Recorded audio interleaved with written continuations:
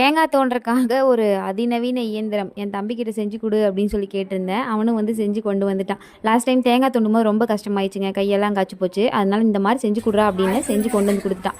அம்மா வந்து இன்னைக்கு கொஞ்சம் நேரமாக எனக்கு கூட ஹெல்ப் பண்ணினா டவுனுக்கு போயிட்டு வரலாம் அப்படின்னாங்க. அப்பாவுக்கு வந்து மாத்திரை தந்துச்சு வாங்கிட்டு வரணும் அப்படின்னு சொல்லியிருந்தாங்க. சரி எவ்வளோ நாள் தான் வீட்டிலேயே இருக்கிறது, போயிட்டு வருவோம்னு சொல்லிட்டு கிளம்புனா சரியான வெயில். ஜெய்குட்டியை தூக்கிட்டு போயிட்டு வர்றது ரொம்ப கஷ்டமாக போச்சு. ஆனால் போனதில் ஒரு பலன் என்னன்னு கேட்டிங்கன்னா, என் கூட காலேஜ் படித்த ஒரு பொண்ணை வந்து மீட் பண்ணியிருந்தேன்.